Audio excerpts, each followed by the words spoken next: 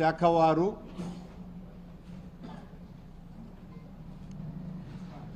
Thirty act అమలు చేస్తున్నామని చెబుతూ ఎక్కడికక్కడ మా పార్టీ నాయకులను కార్యకర్తలని భయభ్రాంతులకు గురి చేస్తూ భయపెడుతూ మీరు ఇళ్ల నుంచి బయటికి రాకూడదు అని మౌఖిక ఆదేశాలు ఇవ్వటమే కాకుండా నోటీసులు సర్వ్ చేయటం జరిగింది. మొత్తం రాయలసీమ అంతా కూడా మా పార్టీకి సంబంధించినటువంటి నాయకులను, మాజీ శాసనసభ్యులని, శాసనమండలి సభ్యులని, మంత్రులను, మాజీ మంత్రులను వీళ్ళనందరినీ కూడా హౌస్ అరెస్టులు కూడా చేయటం జరిగింది. చంద్రబాబు గారి ప్రభుత్వానికి జగన్మోహన్ రెడ్డి గారిని చూస్తే ఎంత భయమో దీన్ని బట్టి చూస్తే అర్థమవుతుంది. జగన్మోహన్ రెడ్డి గారు నిన్న మా పార్టీ ప్రకటన కూడా ఇచ్చింది. భగవంతుణ్ణి దర్శించుకొని ఏ ఆర్భాటాలు లేకుండా తిరిగి వెళతారు ప్రార్థనలు చేసి పూజలు చేసేనని. మేమెక్కడా మరొక రకంగా తద్విరుద్ధంగా ప్రవర్తిస్తామని లేదా మా పార్టీ క్యాడర్నందరినీ కూడా గుమికూడమని అధికారికంగానో గ్రూపుల ద్వారానో మౌఖికంగానో చెప్పటం కానీ ఎక్కడా చెయ్యాల. కానీ మాకు ఇచ్చినటువంటి నోటీసులలో మీరు 10,000 మందిని సమీకరిస్తున్నారు, సమీకరించటం శాంతి భద్రతలకు విఘ్నం కనుక ఎట్టి పరిస్థితుల్లోనూ మిమ్మల్ని కట్టడి చేస్తున్నాము. ర్యాలీలు, బహిరంగ సమావేశాలు మీకు భయం కాబట్టి మీరు నిషేధించుకోండి. కానీ స్వామివారి దర్శనానికి ఒక పూర్వ ముఖ్యమంత్రి వస్తూ ఉంటే, స్వామివారి పట్ల అనన్య భక్తి విశ్వాసాలు కలిగినటువంటి ఒక పూర్వ ముఖ్యమంత్రి స్వామివారి పట్ల భక్తిని చాటుకోవటానికి వస్తూ ఉంటే భయపడిపోయినటువంటి ప్రభుత్వం చేస్తున్నటువంటి నిర్వాకం ఇది. హైందవ సంఘాన్ని హింస పెడుతున్నటువంటి కలుషాత్ములు,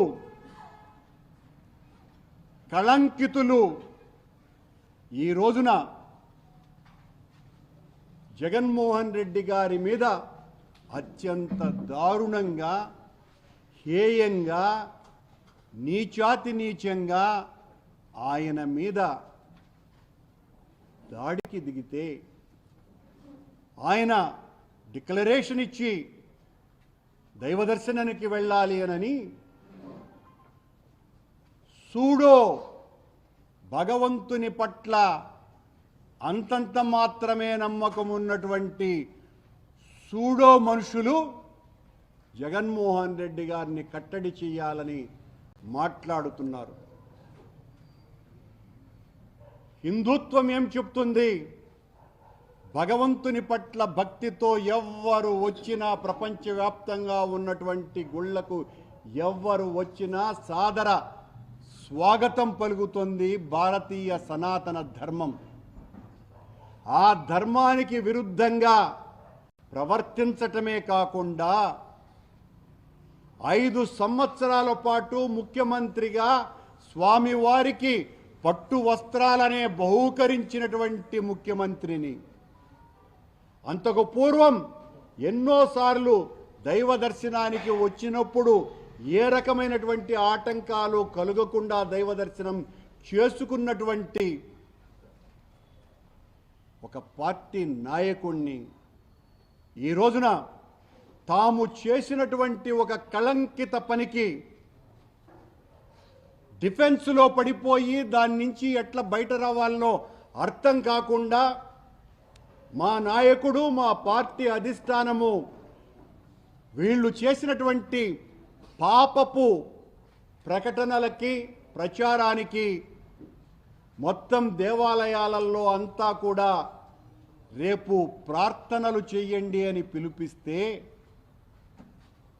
మా పార్టీ క్యాడర్ అంతా కూడా ఈ నియోజకవర్గం కాకుండా మిగతా అన్ని నియోజకవర్గాలలో కూడా రేపు ఆ పూజా కార్యక్రమాలలో ఉంటే వాళ్ళెవరూ మీరు బయటికి రాకూడదు అని వాళ్లను కట్టడి చేయటం ఏందో నాకు అర్థమే కావటం లేదు.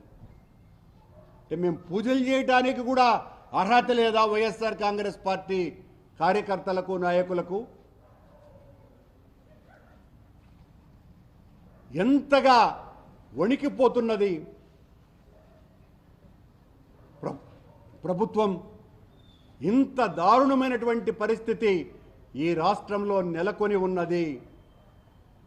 ఈ రోజున జగన్మోహన్ రెడ్డి గారికి ఎవరు స్వాగతం పలకకూడదని, ఎవరు ఆయన వెనక రాకూడదని, ఆయన వెనక ఎవరు లేరని చెప్పటానికే ఈ కుట్ర తప్ప మరొకటి కాదు.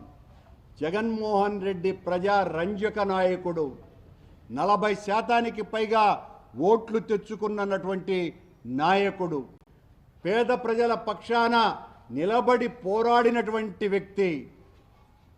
చంద్రబాబు గారు, మీరు ఈ రకంగా మా కార్యకర్తలని నాయకులని భయపెట్టాలని చూస్తే భయపడే వాళ్ళెవ్వరూ కూడా లేరు. పేద ప్రజల పక్షాన నిలబడేటువంటి మేం, అలజడి మా జీవితం, ఆందోళన మా ఊపిరి, తిరుగుబాటు మా వేదాంతం. నీ పాశవిక విధానాలను నిరంతరం వ్యతిరేకిస్తూనే ఉంటాం.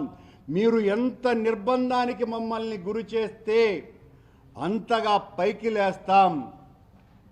పైకి లేచి ప్రజా గొంతుకను వినిపించి మీ పాపపు పాలన మీద ఖచ్చితంగా ప్రజాభిప్రాయ సేకరణ చేసి ప్రజా ఆందోళనలు చేస్తామని తెలియజేస్తున్నాం. ఒక అబద్ధాన్ని నిజం చేయటానికి మీరు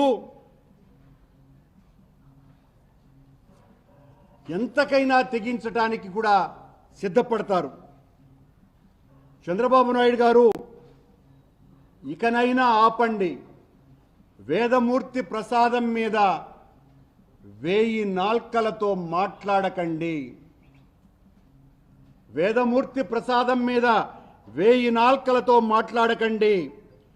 వ్యక్తిగత రాజకీయాలలోకి శక్తిమూర్తిని తీసుకురాకండి. చాలా పాపం చేశారు. మీరు ఒక మాట మాట్లాడతారు, మీ కూటమి సభ్యుడైనటువంటి పవన్ కళ్యాణ్ గారు మరొక మాట మాట్లాడతారు. మొన్నేమో ఆయన దుర్గగుడి మెట్లు ఊడుస్తూ మమ్మల్ని అననారటువంటి మాటలు మాట్లాడి హైందవ ధర్మానికంతా కూడా